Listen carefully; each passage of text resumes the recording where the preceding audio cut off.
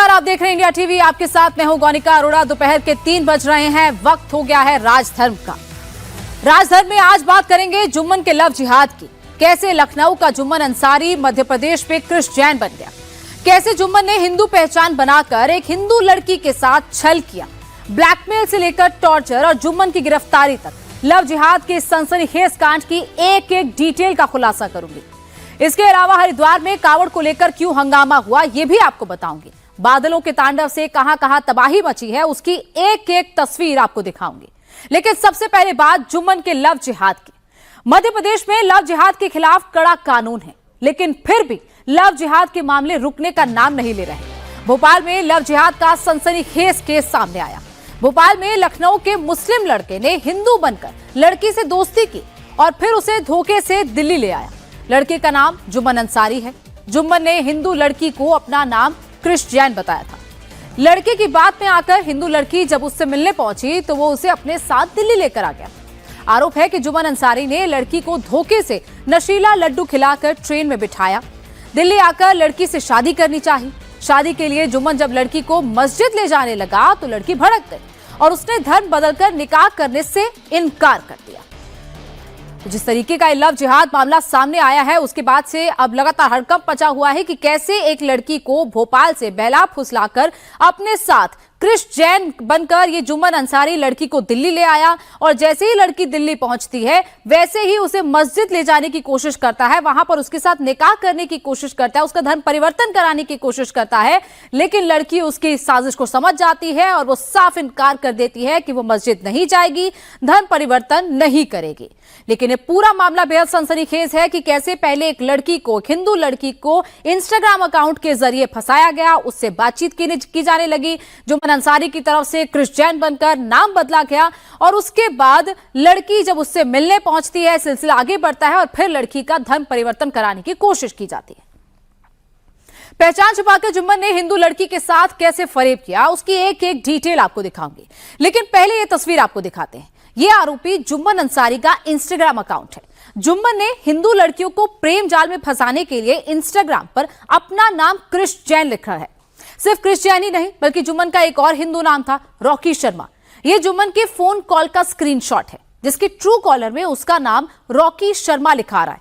यानी कि Chris Jain, Rocky Sharma, ये सब जुम्मन अंसारी के नाम है। ऐसे ही कितने और फर्जी नाम लिखकर जुम्मन ने कितनी हिंदू लड़कियों को फंसाया होगा, इसकी भी जांच की जा रही है। लेकिन पुलिस ये भी देख रही है कि कौन कौन लड़कियां इसके झांसे में आई हैं। लेकिन जिस तरीके से खुलासा हुआ है, अब इसके अलग अलग नाम सामने आ रहे हैं। सबसे पहले तो मिस्टर क्रिस जैन, ये अपना नाम इसने रखा होता है। 185 इसके फॉलोअर्स थे, 3 लोगों को इस फॉलो करता है। और जिस लड़की को इसने फंसाया, जो भोपाल की रहने वाली लड़की है, पीड़िता है, उसको भी इसी अकाउंट से ये मैसेज करता था, इसी अकाउंट से उससे बातचीत करता था। लड़की को अपना नाम क्रिस जैन ही बताया था।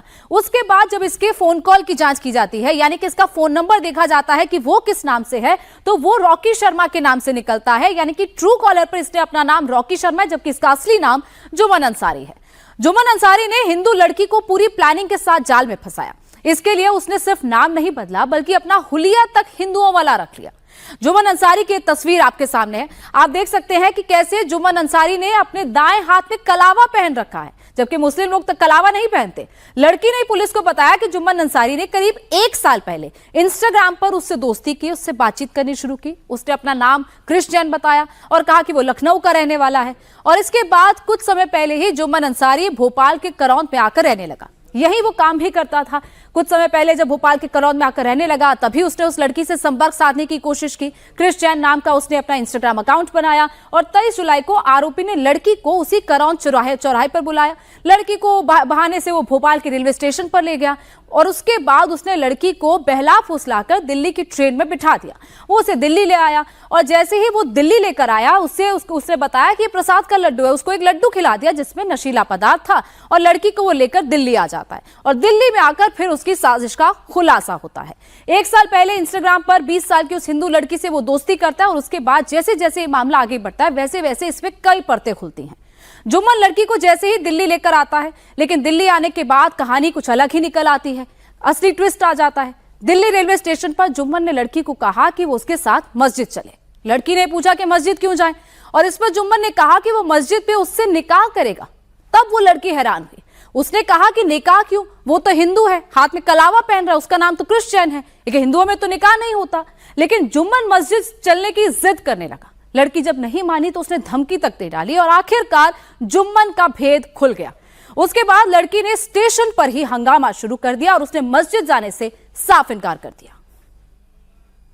मध्य प्रदेश की राजधानी भोपाल में एक कथित लव जिहाद का मामला सामने आया और बात करने के लिए इस वक्त हमारे साथ उस युवती के पिता मौजूद हैं जिसने शिकायत दर्ज कराई है कि हिंदू नाम बताकर उससे शादी की बात कही गई और ये तमाम घटनाक्रम दिल्ली में हुआ और प्लेटफॉर्म पर विवाद होने के बाद वहां से लाया गया लड़के को और एफआईआर दर्ज हुई है धार्मिक स्वतंत्रता अधिनियम के तहत। और बात करने के लिए हमारे साथ लड़की के पिता मौजूद हैं। सर, पूरा विस्तार से बताइएगा, ये क्या मामला था, कहां से शुरू हुआ और यहाँ से दिल्ली तक की कहानी। सर, ये विस्तार से बताता हूँ कि मतलब इंस्टाग्राम से ये लड़का लड़कियों की बात हुई। वे मतलब जुम्मन अंसारी मुसलमान हिंदू बन करके कहीं रॉकी शर्मा, कहीं मतलब कृष्ण जैन, ये बता करके बच्चियों को मतलब भेला फुसला करके, आपकी बच्ची को? हाँ, भेला फुसला करके और उसने बुलाया फोन से बुला करके और चौराहे पे ला करके और कामालूम का हिसाब से कैसे किडनैप, कैसे वो दिल्ली ले गया। कब की बात है? 23 जुलाई को दिल्ली ले गया।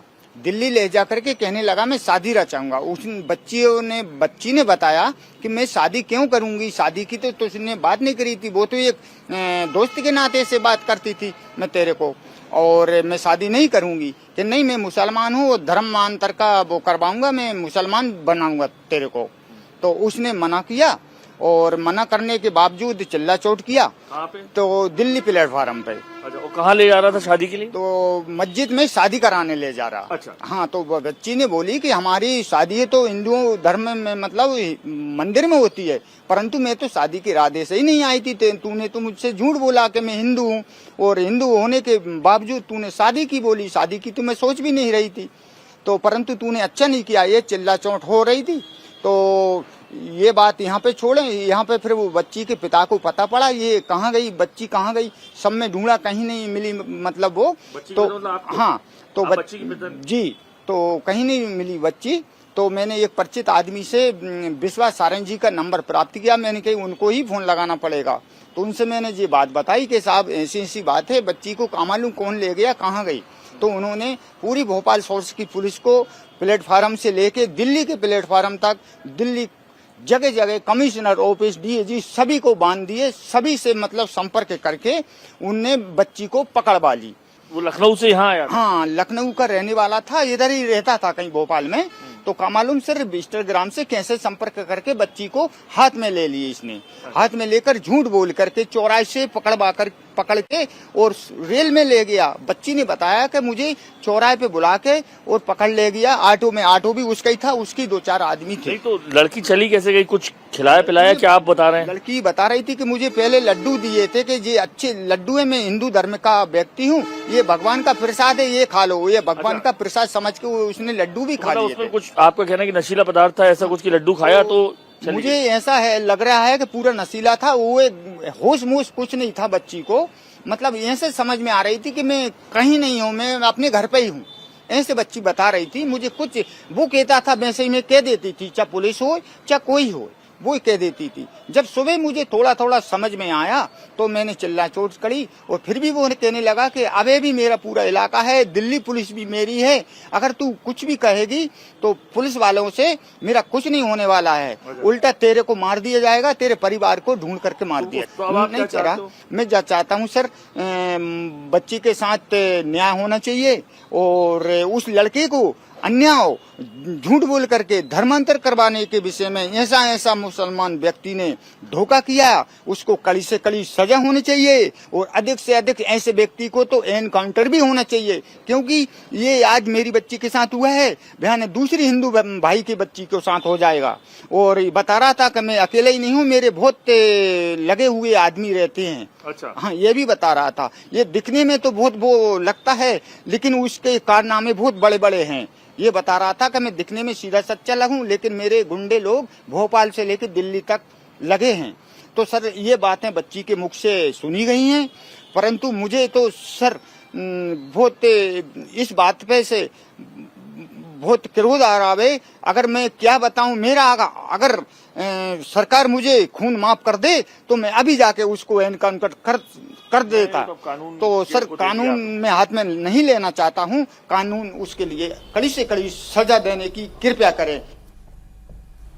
तो पिता की बात आपने सुनी, जो कह रहे हैं कि उस आरोपी को कड़ी से कड़ी सजा मिलनी चाहिए।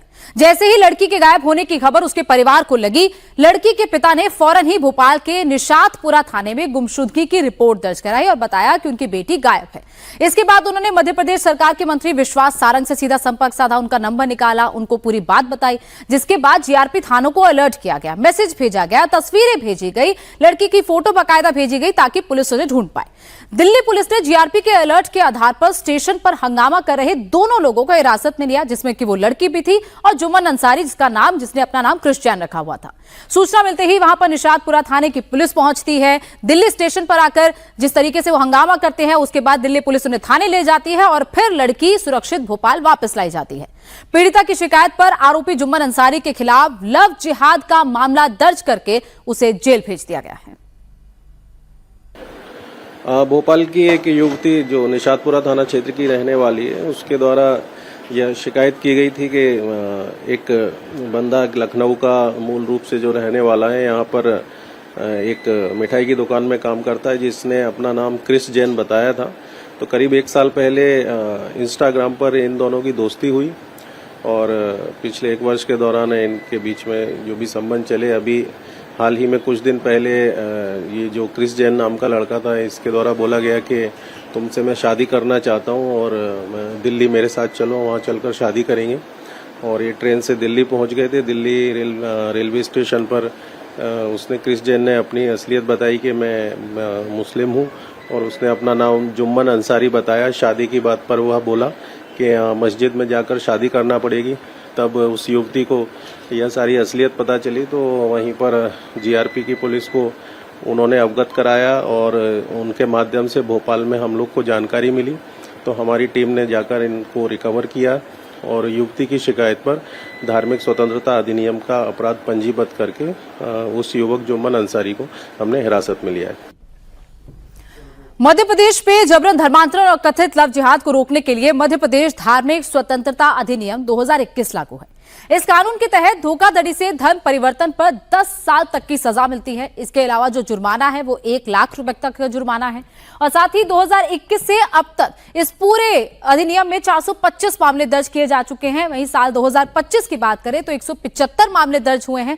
कानून क्योंकि कड़ा होने लगा, जिसके बाद 2026 में मामलों की संख्या अब तक कम हुई है, 35 एफआईआर दर्ज हुई है, लेकिन यह मामला भी इसी अधिनियम के आता है। सोचिए, भोपाल में, मध्य प्रदेश में इस तरीके का कड़ा कानून है, उसके बावजूद जुम्मन अंसारी जैसे शख्स की ऐसी हिमाकत हो जाती है कि वो एक लड़की का लव जिहाद करने की कोशिश करता है। तो ये पूरा कानून जो बनाया गया है मध्य प्रदेश में, वो इसी के चलते बनाया गया है ताकि ऐसी घटनाओं को रोका जा सके। क्योंकि जब 2021 में ये कानून आया था, उस वक्त जो मामले थे वो 425 थे। जब 425 मामले दर्ज हुए थे, फिर उसके बाद जैसे जैसे कड़ाई होती गई, वैसे वैसे इन मामलों की संख्या में कमी आती गई। 175 मामले 2025 में आए और अब 2026 में 35 मामले दर्ज हुए हैं। और अगर जुम्मन अंसारी की बात करें तो लगातार उसे अब कड़ी से कड़ी सजा देने की मांग की जा रही है। देखिए, मुझे लगता है कि भोपाल मध्य प्रदेश में लव जिहाद का कानून बनने के बावजूद भी मुस्लिमों को समझ नहीं आ रही है। और जब हम वक्तव्य जारी करते हैं तो शहर काजी जी को बुरा लगता है और मुस्लिम समाज को बुरा लगता है। आप क्यों लव जिहाद की घटनाओं को अंजाम देने वालों को पनिशमेंट क्यों नहीं देते? शहर काजी क्यों वक्तव्य जारी नहीं करते कि क्या कहते, जो हिंदू लड़कियों को फंसाकर लव जिहाद की घटना को अंजाम देगा उसे समाज से बहिष्कृत किया जाएगा।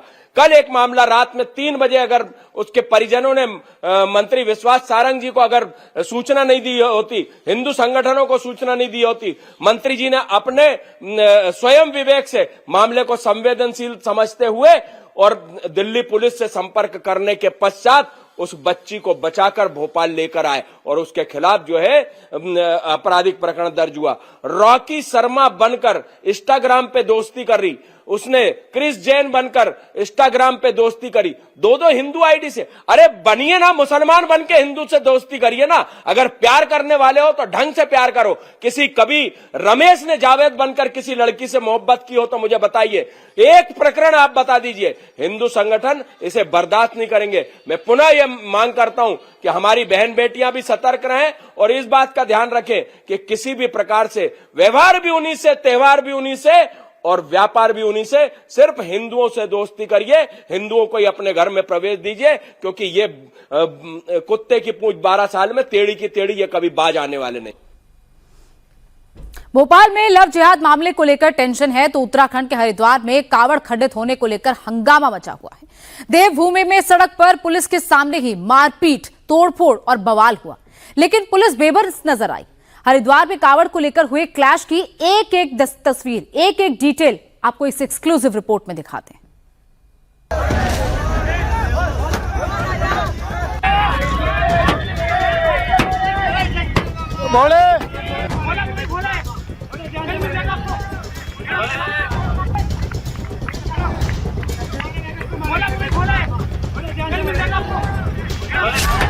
सड़क पर बेरहमी से पिटाई,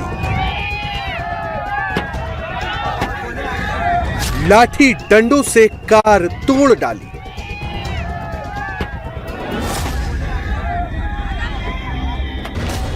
कार पर चढ़कर हुड़दंग,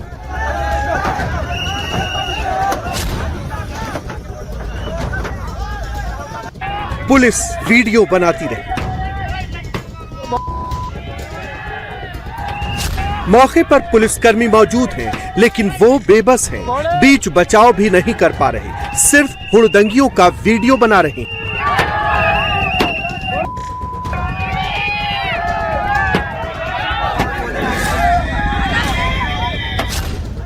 हरिद्वार में सावन के महीने में कांवड़ियों का हुजूम पहुंचा हुआ है। यहीं कल रात 8:30 बजे ये बवाल हो गया।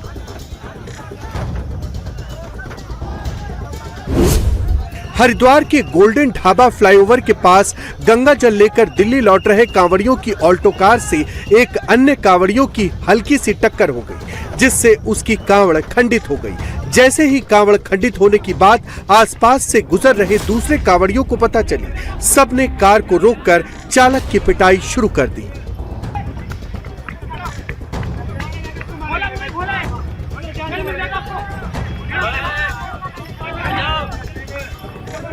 पुलिस की मौजूदगी में ड्राइवर को खूब पीटा।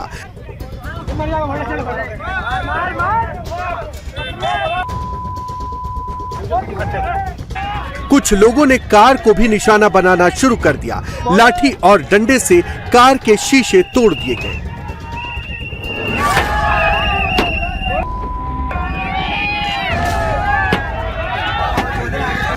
कार की छत पर चढ़कर बवाल किया।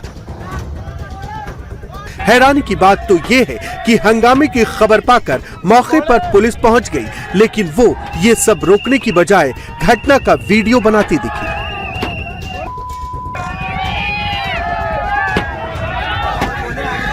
मामले का पूरा सीक्वेंस आपको बताते हैं। हरियाणा रजिस्ट्रेशन नंबर की एक कार गंगा जल लेकर दिल्ली की तरफ लौट रही थी। कार में सवार शख्स भी कांवड़िया ही था। जब ये कार फ्लाईओवर के पास पहुंची, तब एक पैदल चल रहे कांवड़िये की कांवड़ से कार साइड से टच हो गई। उस पैदल यात्री शिव भक्त की कांवड़ जमीन पर गिरकर खंडित हो गई। कांवड़ खंडित होते ही वहां मौजूद आसपास से गुजर रहे अन्य कांवड़ियों का गुस्सा भड़क उठा।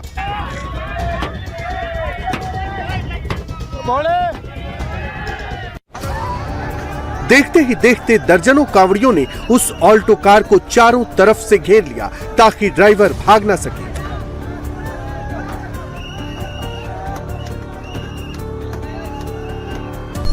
गुस्साई भीड़ ने कार चालक को बाहर खींच लिया। युवक के साथ लात घूंसों और लाठी डंडों से बेरहमी से मारपीट की गई और उसे सड़क पर दौड़ा दौड़ा कर पीटा गया। कई कांवड़िये कार की छत पर चढ़ गए। उन्होंने लाठी डंडों से वार करके कार के शीशे, लाइटें और पूरी बॉडी को तोड़ डाला। हंगामा बढ़ता देख तुरंत मंगलौर कोतवाली प्रभारी भारी पुलिस बल के साथ मौके पर पहुंचे। पुलिस ने मुस्तैदी दिखाते हुए कार चालक और उसके साथी को किसी तरह भीड़ के चंगुल से सुरक्षित बाहर निकाला और कोतवाली पहुंचाया।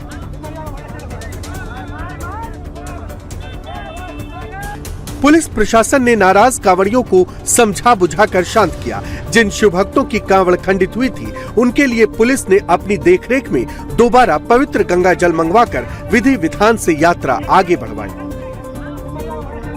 पुलिस ने उपद्रव के एक आरोपी को हिरासत में लिया है, जिसके बाद वो पुलिस हिरासत में माफी मांगता नजर आया। नाम मेरा राजा है। मैं गाड़ी पे कूद रहा था, गाड़ी के शीशे तोड़ रहा था कावड़ वालों के साथ। आगे से नहीं करूंगा, मुझसे गलती हो गई है बहुत बड़ी, मुझसे गलती हो गई है। पुलिस ने पीड़ित कार चालक की तहरीर पर मंगलौर कोतवाली में मुकदमा दर्ज कर लिया है। अब घटना के वायरल वीडियो और सीसीटीवी फुटेज की मदद से दूसरे आरोपियों की पहचान की जा रही है। पुलिस का कहना है कि इस मामले में गहनता से जांच की जाएगी और किसी भी दोषी को बख्शा नहीं जाएगा।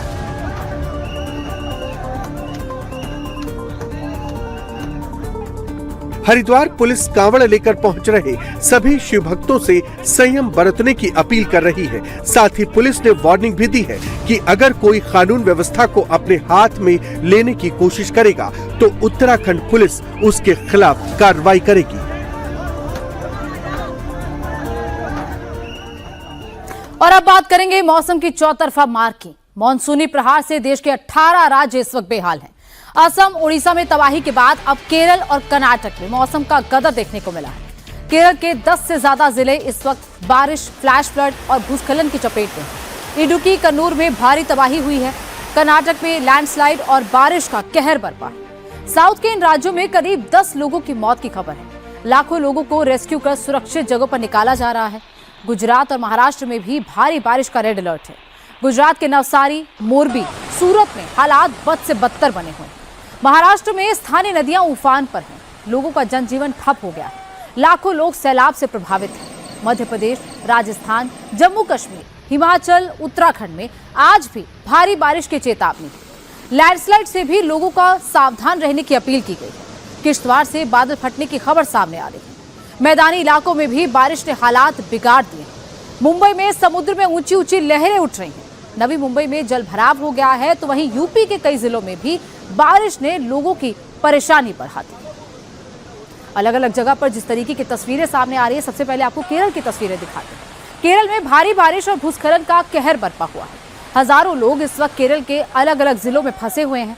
केरल के 10 जिले बाढ़ की मार झेल रहे हैं। तेज बारिश के चलते लैंडस्लाइड का अटैक हो रहा है। जनजीवन ठप हो गया है। केरल में अभी युद्ध स्तर पर रेस्क्यू ऑपरेशन चल रहा है। इडुक्की, कोझिकोड समेत अलग अलग इलाकों में लोगों को बचाया जा रहा है। घर पानी में डूबे हुए हैं, सड़कों पर दरिया बह रहा है और पूरे इलाके कीचड़ में डूबे हुए हैं। भारी बारिश के चलते नदियों का जलस्तर बढ़ गया है और कई निचले रिहायशी इलाकों और सड़कों पर पानी भर गया। पुल, सड़क, सब कुछ टूट गया है। ये तस्वीरें आप देख रहे हैं केरल के कन्नूर की, जहां पर जो सड़कें हैं वो इस वक्त नदियों में तब्दील हो गई हैं। कई फीट पानी भर गया है और जो नदियां हैं वो किस तरीके से उफान पर हैं। जो बाकायदा बांध बने हुए, पुल बने हुए हैं उस पर, उनको किस तरीके से तोड़ती हुई आगे बढ़ रही हैं। और जिस तरीके से ये तेज बारिश आ रही है, आगे आने वाले कुछ दिनों में भी राहत की उम्मीद नहीं दिखाई दे रही है, क्योंकि जो पानी भरा भी है वो भी लोगों के लिए मुसीबत बनता जा रहा है। और अगर गांव की बात करें, खासतौर पर निचले इलाकों की, वहां पर तो समस्या और ज्यादा गंभीर हो गई है। गांव के लोगों के लिए कुछ इस तरीके से रेस्क्यू ऑपरेशन चलाए जा रहे हैं। एनडीआरएफ, एसडीआरएफ की टीम्स वहां पर तैनात है। लोगों के घर किस तरीके से एक दूसरे से ही संपर्क टूटा हुआ है वो भी तस्वीरों में दिख रहा है। जो पुल है वहां तक पूरा नदी का पानी आ गया, जिसके चलते लोग पुल तक पार नहीं कर पा रहे। केरल के कन्नूर जिले में सबसे बुरा हाल। कन्नूर जिले के अलग अलग रिहायशी इलाकों में पानी भरा हुआ है। जहां बाजार लगते थे वहां अब नाव चल रही है। भारी बारिश के चलते लोगों की आवाजाही ठप है। लोग घरों में फंसे हुए हैं। राहत मदद के लिए लगातार आपदा प्रबंधन टीम्स स्पॉट पर मौजूद है। केरल के 8 जिलों में आज भारी बारिश का रेड अलर्ट जारी किया है। ऐसे में लोगों से घरों में ही रहने की अपील की जा रही है। तो बाजारों में, रिहायशी इलाकों में, हर जगह पर इस वक्त पानी भरा हुआ है। लोग घरों से बाहर तक नहीं निकल पा रहे हैं। कुछ लोग जरूरी सामान लेने के लिए निकल भी रहे हैं तो नाव का सहारा ले रहे हैं। बाजार पूरी तरह पानी में डूब रहे हैं। लोगों की दुकानें बंद हो रखी हैं, लोगों के व्यापार बंद हो रखे हैं। लोग आम जो जरूरत की चीजें हैं वही लेने के लिए जब घर से बाहर निकल रहे हैं तब भी कुछ इस तरीके के हालातों से गुजरना पड़ रहा है। हालांकि आपदा प्रबंधन की टीम्स वहां पर जा रही हैं, लोगों की मदद कर रही हैं, लेकिन जिन जगहों पर ये लोग नहीं पहुंच पा रहे हैं वहां पर हालात बेहद बदतर बने हुए हैं और अभी आज के लिए भी रेड अलर्ट जारी किया गया है। आज भी केरल में लोगों को सावधान रहने की जरूरत है। तो केरल की तस्वीरें जहां पर हमेशा मानसून को लेकर अच्छे मौसम के चलते लोग वहां घूमने जाते हैं, लेकिन वहां पर इस वक्त बाढ़ का सैलाब आ रखा है। रिहायशी इलाके, खासतौर पर कन्नूर की बात करें तो कन्नूर का ये बाजार आप देखिए किस तरीके से जल गया। कन्नूर में सड़कों पर बाढ़ का पानी भर गया है, चारों तरफ जल चक्रव्यूह दिखाई दे रहा है, गाड़ियों और बसों के पहिए थम गए हैं, जिससे स्थानीय लोगों का संपर्क टूट गया। तो संपर्क तक नहीं हो पा रहा है, कई गांव कट गए हैं, वहां तक मदद नहीं पहुंच पा रही है क्योंकि जो नदियां उन गांव को जोड़ती हैं या जिस रास्ते से आप उन गांव में जाते हैं वहां पर कुछ इस तरीके से तेज बहाव में नदियां बह रही हैं। इतना ज्यादा फ्लैश फ्लड वहां पर आ रहा है, पुल टूट रहे हैं, लैंडस्लाइड हो रहा है, जिसके चलते रास्ते ही पूरी तरह कट गए हैं। तो ऐसे में सवाल प्रशासन के सामने भी ये है कि कैसे लोगों तक मदद पहुंचाई जाए। कन्नूर में सैलाब के बीच एक बस फंस गई, पानी के बीचों बीच बस के रुकने से हड़कंप मच गया, जिसके बाद स्थानीय लोगों की मदद से रेस्क्यू के सहारे रेस्क्यू ऑपरेशन चलाया गया। तो कैसे जैसे ही एक बस फंसी वहां पर कई लोग पहुंचे जो रेस्क्यू करने के लिए पहुंचे। बस को पहले रस्सी की मदद से किस तरीके से खींचा गया, जो लोग बस के अंदर मौजूद थे उनका रेस्क्यू किया गया। सोचिए अगर रेस्क्यू के लिए नहीं आते तो ये लोग रात भर वहां फंसे रहते, लेकिन वहां पर एनडीआरएफ एसडीआरएफ की प्रशासन की टीम्स इस वक्त पूरी तरह टोज पर है, पूरी तरह वहां मदद करने के लिए जैसे ही कहीं से भी ऐसी सिचुएशन ऐसी कॉल आती है वहां पर मदद करने के लिए पहुंच जाते हैं। और बस को कैसे धक्का मारकर वहां से खींचा गया, कैसे वहां से लोगों का रेस्क्यू किया गया, बकायदा एक मानव श्रृंखला बनाई गई और उसके बाद उस बस को धक्का लगाकर जोर लगाकर कैसे खींचा जा रहा है उसकी तस्वीरें आप देखिए। केरल के आलपुझा में भी भारी बारिश के बाद बाढ़ के हालात हो गए हैं। निचले इलाकों ग्रामीण सड़कें पूरी तरह जलमग्न हो चुकी हैं। लगातार बारिश की वजह से नदियों का जलस्तर तेजी से बढ़ रहा है। निचले इलाकों के घरों में बाढ़ का पानी घुस गया है, फसलें पूरी तरह नष्ट हो गई हैं, लोग पानी के बीच फंसे हुए हैं। जिले में अब तक 11 राहत शिविर खोले जा चुके हैं, जिसमें 169 परिवारों के 580 से ज्यादा लोगों को सुरक्षित जगहों पर पहुंचाया गया है। तो बाकायदा राहत शिविर वहां पर बनाए गए हैं ताकि जो भी लोग जिनके भी घर नष्ट हो चुके हैं या जिनके घर पानी में डूबे हुए हैं, घर तक मदद नहीं पहुंच पा रही है, घर में पानी ज्यादा भर गया है, उन लोगों को कुछ इस तरीके से रेस्क्यू किया गया है। घुटनों घुटनों तक पानी भर चुका है, अगर कोई बाइक या गाड़ी से भी निकल रहा है तो उसके भी पूरी तरह पहिए डूबे हुए हैं। सोचिए पुलिस की जीप को भी किसी इलाके में पहुंचने के लिए एफर्ट करना पड़ रहा है। ऐसी सिचुएशन इस वक्त केरल के आलपुझा में दिखाई दे रही है। केरल में फ्लैश फ्लड और लैंडस्लाइड में भारी तबाही हुई है।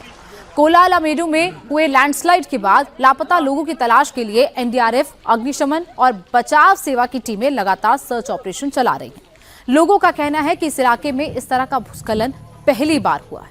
तो इलाका आप देख रहे हैं जहां पर जिस तरीके से लैंडस्लाइड हुआ उसके बाद से कई घर इससे इफेक्ट हुए हैं।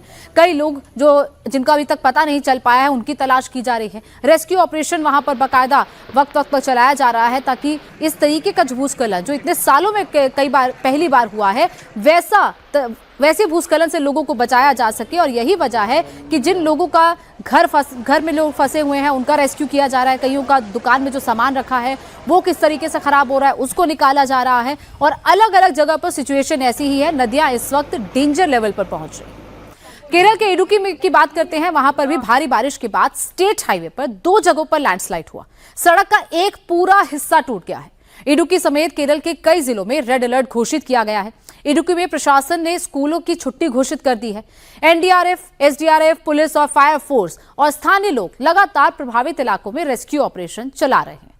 तो केरल में अब लैंडस्लाइड की लगातार तस्वीरें देखने को मिल रही हैं। इससे पहले कुछ दिन पहले वायनाड में एक भयानक लैंडस्लाइड देखा गया था, उस लैंडस्लाइड में कई लोगों की मौत हुई थी। और अब जहां जहां लैंडस्लाइड आ रहे हैं वहां पर सबसे पहला जो प्रेफरेंस रहता है रोड को क्लियर किया जा सके, जो लोग वहां पर फंसे हैं उनका रेस्क्यू ऑपरेशन चलाया जा सके, जो भी प्रभावित इलाके हैं वहां पर टीम्स पहुंच पाए ताकि लोगों को वहां से सुरक्षित निकाला जा सके। केरल के बाद अब आपको गुजरात के हालात दिखाते हैं। गुजरात के मोरबी में भी भारी बारिश का कहर बरपा। यहां तेज बारिश के चलते लोगों की जान तक चली गई, जान पर बनाई है। अलग अलग इलाकों में फंसे लोगों को बचाने के लिए रेस्क्यू अभियान चलाया गया। एक गांव में घर के अंदर लोग फंस गए थे, मकान सैलाब की चपेट में आ गया, जिसके बाद चीख पुकार पर स्थानीय लोग और प्रशासन की मदद से लोगों को निकाला गया। रस्सियों का घेरा तैयार कर काफी देर तक रेस्क्यू ऑपरेशन चलाया गया।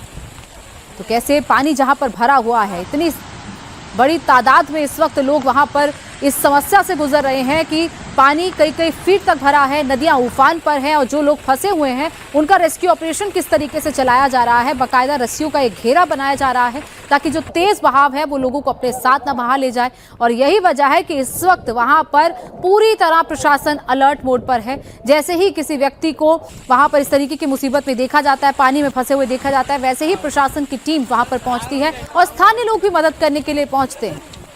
गुजरात के सुरेंद्रनगर में बारिश के बाद बाढ़ जैसे गंभीर हालात बन गए। लगातार हो रही मूसलाधार बारिश की वजह से नदियां और बांध उफान पर हैं, जिससे रिहायशी इलाकों में कई फीट तक पानी भर गया। कई सोसाइटीज में, कई हाई राइज सोसाइटीज में भी पानी भर गया है। कई मुख्य सड़कें और अहम अंडर ब्रिज पूरी तरह डूब जाने की वजह से इन्हें आवाजाही के लिए बंद करना पड़ रहा है।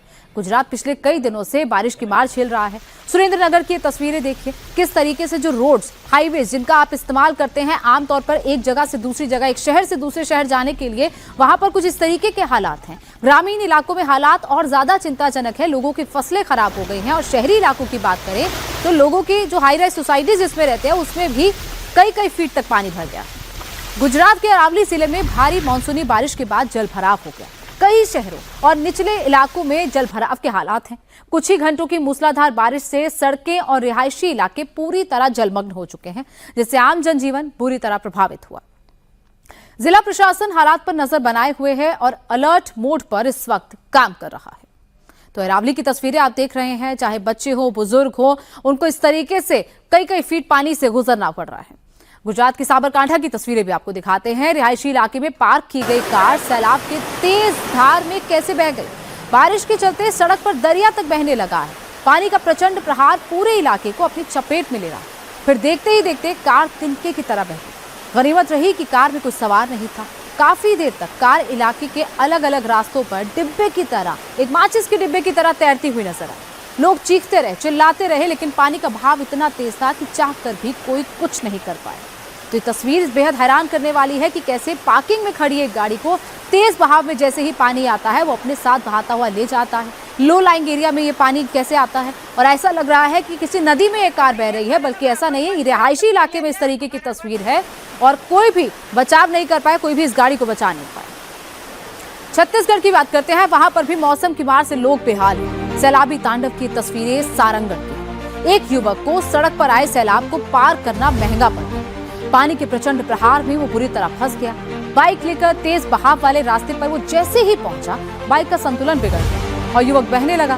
मौके पर मौजूद लोगों ने मानव श्रृंखला बनाकर युवक को बाहर बचा लिया, लेकिन पानी का बहाव इतना तेज था कि बाइक उसकी तिनके की तरह बह गई। 2 दिन पहले इसी स्पॉट पर कार समेत दंपत्ति उफनती नदी को पार करते समय फंस गए थे और सैलाब के प्रहार में उनकी दर्दनाक मौत हो गई थी। उसके बावजूद भी इस इलाके में लोग जान जोखिम में डालकर रास्ता पार कर रहे हैं।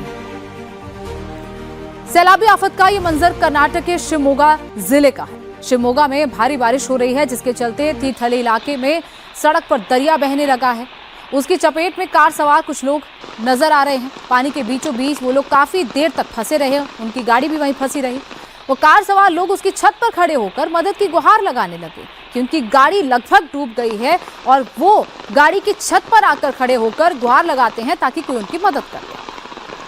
उत्तराखंड की बात करते हैं। उत्तराखंड के धारचूला में लैंडस्लाइड का कहर देखने को मिला।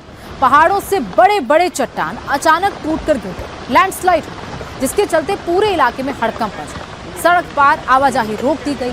कुछ देर के लिए वहां पर ट्रैफिक को रोका गया। उसके बाद रोड को क्लियर किया गया और फिर वहां से ट्रैफिक सुचारू रूप से चला। उत्तराखंड के रुद्रप्रयाग की तस्वीरें दिखाते हैं, जहां लगातार मूसलाधार बारिश से नदियां इस वक्त उफान पर हैं।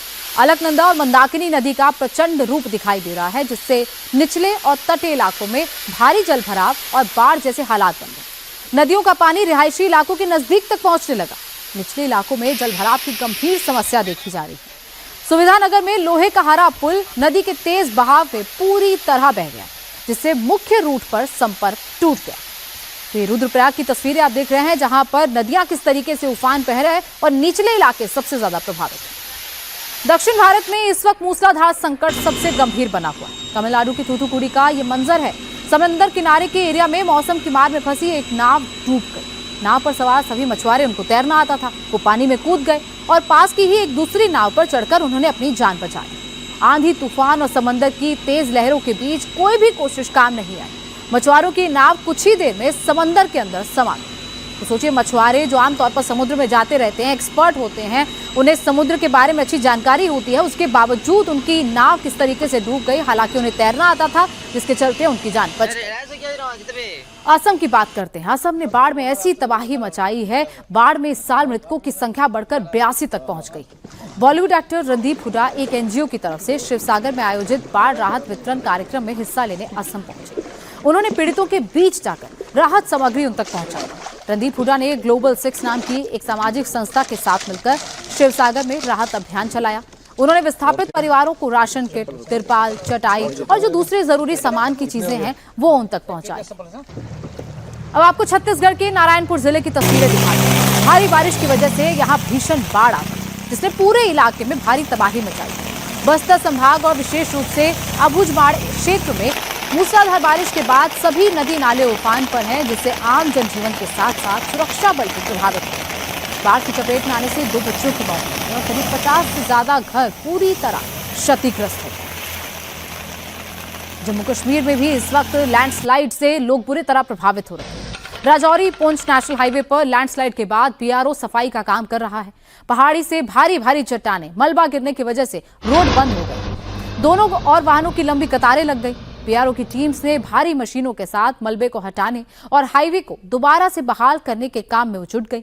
राजौरी में भारी मूसलाधार बारिश और उसके बाद आई अचानक बाढ़ से जनजीवन पूरी तरह अस्त व्यस्त।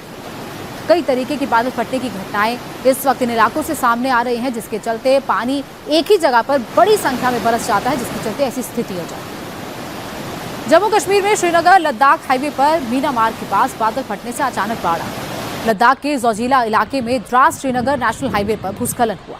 अचानक आई बाढ़ और भूस्खलन ने पुलिस पोस्ट मीनामार के सामने मौजूद बकरवाल परिवारों के 4 अस्थायी ठिकानों को प्रभावित किया। इस घटना से लगभग 20 लोग प्रभावित हुए। पुलिसकर्मियों ने तेजी दिखाते हुए बचाव का काम शुरू किया, जिससे जान माल का तो कोई नुकसान नहीं हुआ और सभी प्रभावित परिवारों को सुरक्षित रूप से पुलिस पोस्ट मीनानगर की इमारत और पास की भेड़ पालन विभाग की इमारत में पहुंचा दिया गया। पहाड़ के साथ साथ मैदानी इलाकों का भी बुरा हाल। नवी मुंबई में बारिश के बाद कई इलाकों में पानी भर गया। सड़कें और पूरे इलाके में पानी पानी हो गई। मुंबई की बात करें तो समुद्र में ऊंची ऊंची लहरें उठ रही हैं। दोपहर के समय हाई टाइड का अलर्ट जारी किया गया। कुछ दिन पहले भी मुंबई में कुछ इस तरीके की बारिश देखने को मिली थी। काफी ज्यादा पानी भर गया था और मुंबई में आमतौर पर ऐसे ही हालात देखने को मिलते हैं कि जब भी वहां पर कई घंटे तक तेज बारिश हो जाती है तब हालात ऐसे ही होते हैं। कई फीट पानी भर जाता है और समुद्र में ऊंची ऊंची लहरें उठती हैं। लोगों से कहा जाता है कि समुद्र के पास ना जाएं, बीचेस पर ना जाएं, ताकि इस तरीके की हाई टाइड से वो बच पाए। अयोध्या में लगातार हो रही भारी बारिश से सरयू नदी का जलस्तर बढ़ गया है। पहाड़ी क्षेत्रों से पानी छोड़े जाने से भी सरयू नदी का जलस्तर बढ़ रहा है, जिससे प्रशासन ने अलर्ट जारी कर दिया है।